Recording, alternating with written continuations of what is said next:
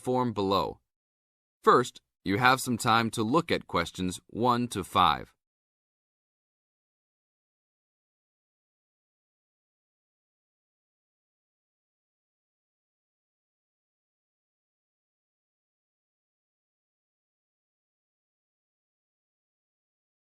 Now we shall begin.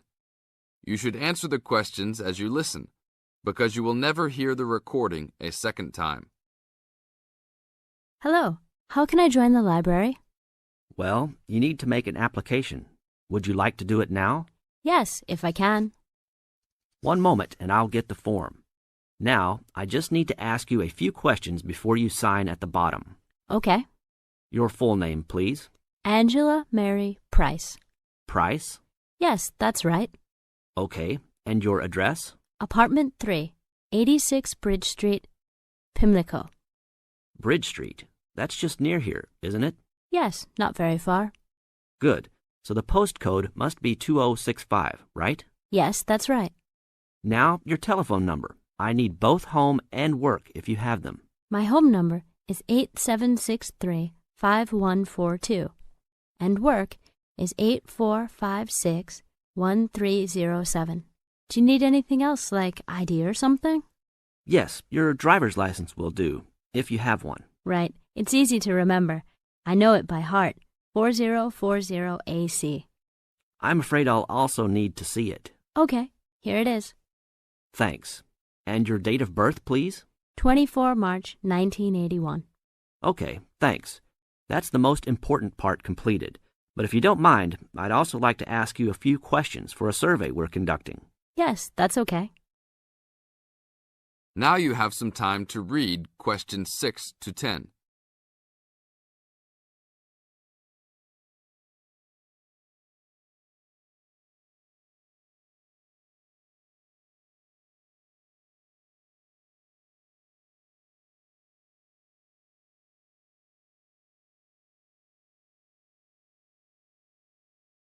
As the conversation continues, answer questions 6 to 10. What kind of books do you like to read? Here's a list to look at. Oh, it varies from time to time, but I always like to relax and learn about other countries I might visit one day. I don't like anything too heavy or serious, unless it's about animals or the environment. I'm not really into sport very much. Anything else? Well, I do like entertaining at home. You know, dinner parties. So I suppose you'll have something for me in that line. The pictures in those books always make me hungry, although they never seem to turn out exactly as they look in the books. Fine. I think that's all I need now, except I need you to sign here on the application form. Oh, and I almost forgot. The membership fee is $20, which is refundable if you no longer stay a member. There you are. Do I sign at the bottom here? Yes, that's right. You can borrow books now if you wish, although your membership card won't be ready until next week.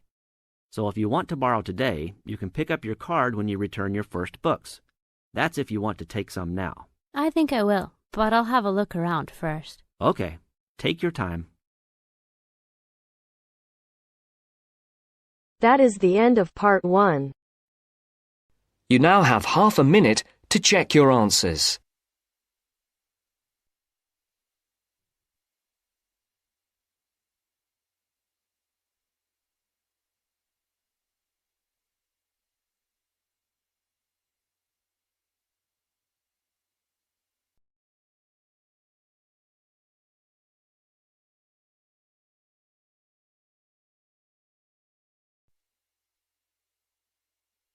Now turns to part 2. Part 2. You will hear a talk by a tour guide. First, you will have some time to look at questions 11 to 17.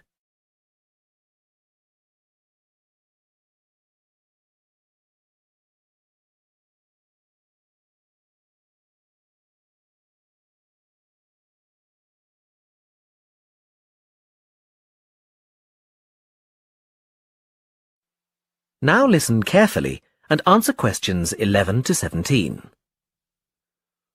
Welcome to San Fernando City Tours. I'm Mark, your tour guide. We have a lot to see in 3 hours, so make sure you're comfortable. We'll be traveling into the historical district first, and then into the town center. After that, it's out to the harbor, and we'll finish up at the lighthouse, just past the harbor. That will take us up to midday, and after that, you're free to do what you want. At the lighthouse, you'll have a chance to visit the tea room and take photographs of the magnificent coastline. Now, as we have only 3 hours, we won't be able to take you around the shopping district, but we think you'd prefer to look around the shops there in your own time anyway. San Fernando has some well-known tourist attractions, the lighthouse, for example, and the National Library. However, the little-known military museum is not to be missed. Be sure to visit before you leave. Now, there's a lot to do in San Fernando. Indeed, there really is something for everyone. For those who love the water, I can recommend a trip on the Seafarer, one of the most famous boats on the San Fernando River. It does an evening trip with a 3-course meal included. It's great fun for everyone, but especially for young people in their teens or 20s. After 9, there's a disco on the boat, and it gets really lively. Then there's a climbing wall near the town center. It's incredibly popular, with a large wall for expert climbers and a smaller wall for novices. There's a junior wall and a creche, so it's a great day out for those of you with kids.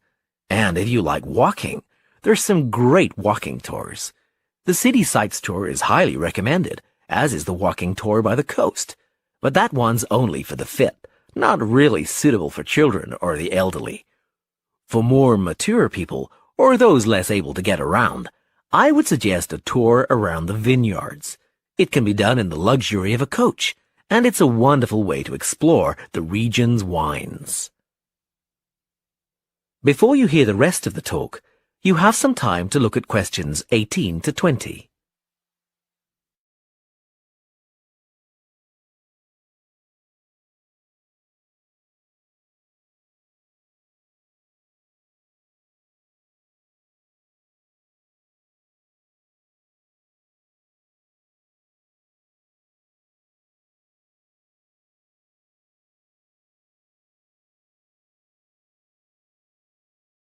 Now listen and answer questions 18 to 20. Naturally, there's a charge for all these attractions, but you can get 15% off if you have an Explorer Pass. If you don't have a pass but would like one, the driver here has application forms. Just ask him for one and fill it out while on the tour. Then you hand it into the tour office. Normally, it costs $10. But this year, it's just $7. When you hand it in, you'll get your picture taken for the card on the spot, and then your card is ready to use. Remember to show it whenever you pay for anything. The discounts apply not just to tourist attractions, but some bars and restaurants. Basically, everywhere you see a red Explorer symbol. We're coming up to the historical district now. If you'd like to look at... That is the end of part 2. You now have half a minute to check your answers.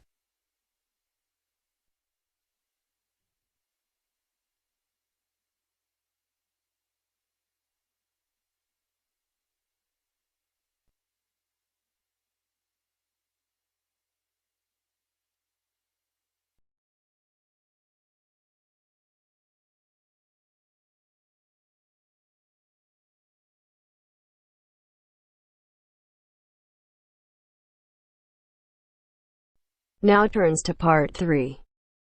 Part 3.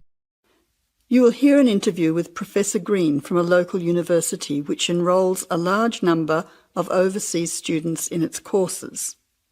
He is talking to Indra, a student representative, about the importance of attending lectures. First, you have some time to look at questions 21 to 24.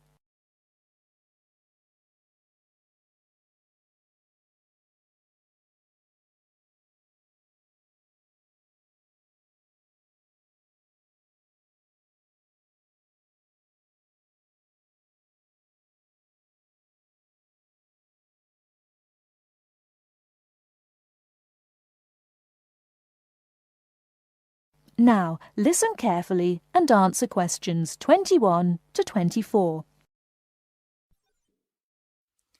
Good afternoon, Professor Green. Thank you for your time today. I wonder if you could explain why you think it is important for us to attend lectures in a course that we're studying. Well, despite the increasing dependence on online communication these days, I do think it is important. Apart from delivering the content of the lecture itself, I believe that there are some general communication benefits from having large groups of students together in one place. For lecturers, it is an opportunity for us to address many students together at one time. For students, it helps you to feel part of the wider learning community who are following the course. You can interact with each other both before and after the lecture to discuss the ideas and content, networking with each other and comparing your notes. But isn't most of this achieved, as you said, these days through online communication? Well, lecturers do communicate with students online, of course, but we usually only give a summary or notes of the lecture, so there are significant differences. When you go to lectures, you get more of an insight into what the lecturer considers important. We give additional commentary and anecdotes, and by voice emphasis, we can alert you to the key concepts, theories, and issues of the subject. By not attending lectures, you might miss crucial information about what we are expecting in an assignment.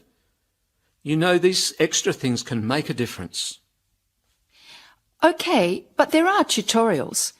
There is a lot of interaction between students and lecturers in tutorials. Can't all this be done in tutorial discussion groups instead of having lectures? Yes, to some extent.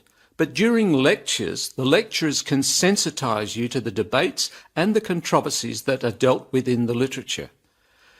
This can help you think more critically about the subject.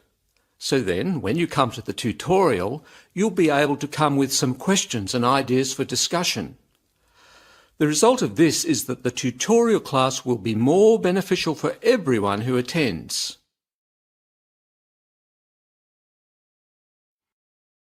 Before you hear the rest of the talk, you have some time to look at questions 25 to 30.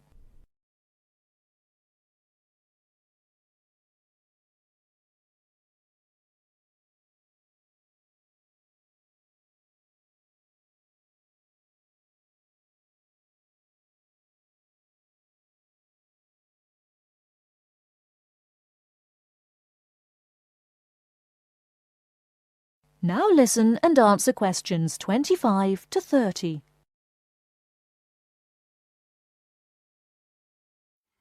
I see your point.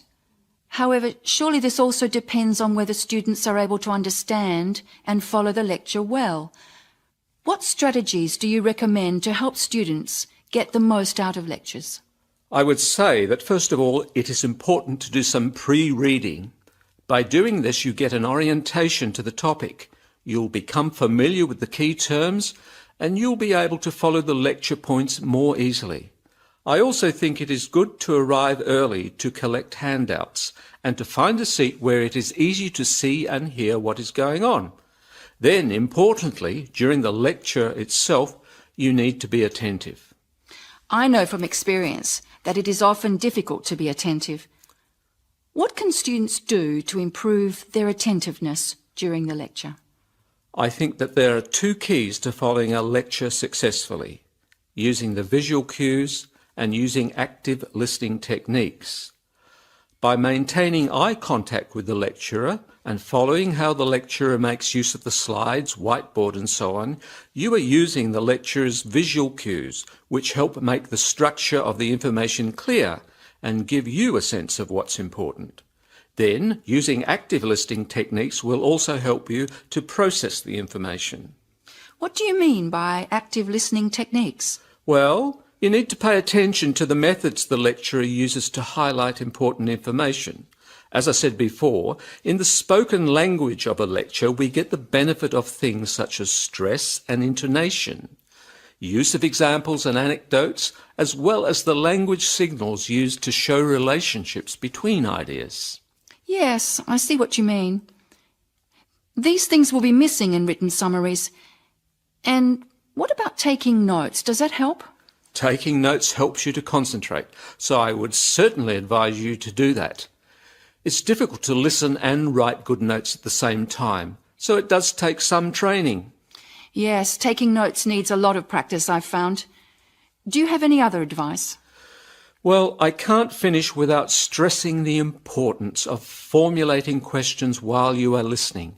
During the lecture, you should ask yourself questions about the content of the lecture and the points you are following. Ask questions like, what are the benefits or problems? What other examples are there? How does it work? Why does this happen? This will keep you focused and actively engaged in the content of the lecture. Professor Green, thank you very much for your valuable tips and your time today. You are very welcome. That is the end of part 3. You now have half a minute to check your answers.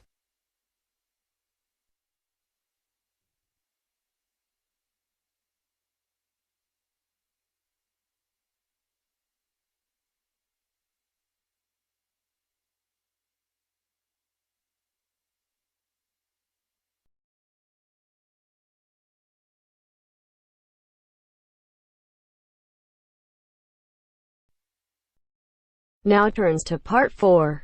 Part 4. You will hear a talk on research in the Indian Ocean.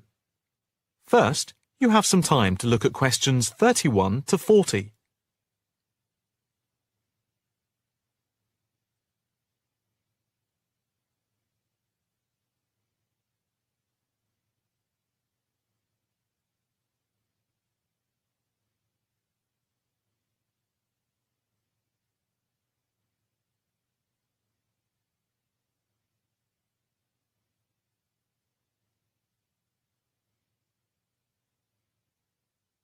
Now listen carefully and answer questions 31 to 40.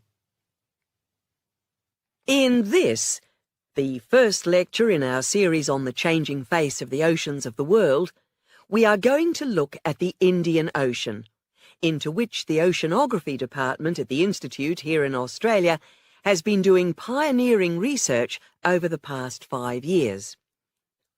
Let us start with some facts about the Indian Ocean, to give you an idea of the scope and complexity of the enterprise we have undertaken.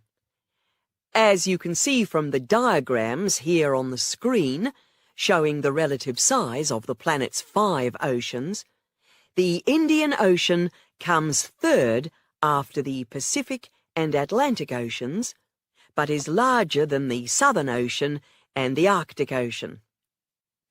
On this slide, you can see that the Indian Ocean is different from the 2 larger oceans in that it is landlocked to the north and does not extend into the cold regions of the North Pole.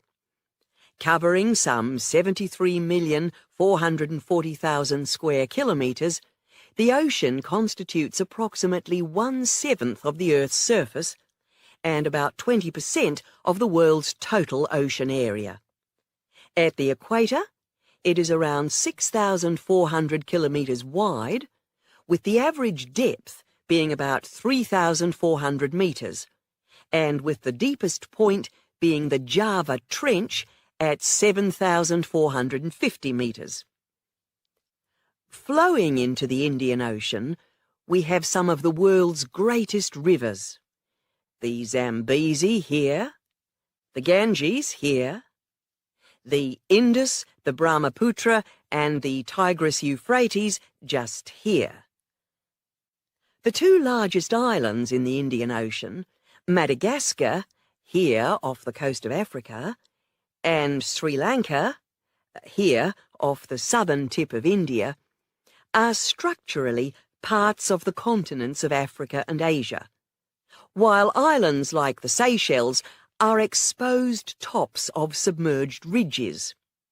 The Maldives are low coral islands, and Mauritius and Réunion are volcanic cones. The surface waters of the ocean are warm, except where the ocean touches the cold waters to the south. A network of scientists, mainly oceanographers and meteorologists from around the world, are monitoring changes in the ocean's temperature and acidity, especially where it meets the Southern Ocean, in order to see how global warming is having an effect on the waters there. An assessment is also being carried out on how this is impacting on low-lying habitats and peoples in the more populated coastal regions around the rim of the ocean. In the warmer north, islands are vulnerable to even the subtlest changes in sea levels and tides, so they are being closely watched. Moreover, a close eye is being kept on wind changes, especially alterations to the monsoon rains, typhoons, cyclones, and any other natural phenomena. In addition to the information sent from the ship that we have stationed off Antarctica in the south of the Indian Ocean, data are being transmitted round the clock from buoys anchored at various points around the ocean. 5 of these buoys are observing ice packs and icebergs coming into the Indian Ocean from Antarctica. Besides the buoys, data on cloud cover and wind and temperature change are received by satellite. Satellite images are also being used to record the size of the icebergs from the moment they break off from Antarctica. Their course is then mapped as they move out into the Southern Ocean. Here at the Institute, the raw data from the various sources are received and the information is then constantly processed by a bank of computers.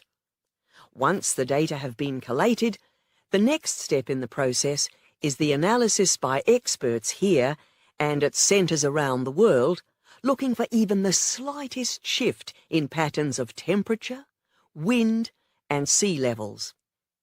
In the light of the fact that this is a global enterprise, the Institute is staffed 24 hours a day with researchers working in shifts, and we are in constant contact with centres all around the world. In total, 900 experts from around the globe are involved in the programme. The work at the Institute is now into the 5th year of a 10-year data collection, which began in 2003.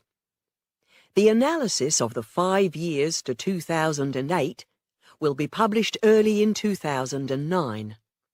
However, changes in patterns are already being noticed since the data have been gathered. That is the end of part 4. You now have half a minute to check your answers.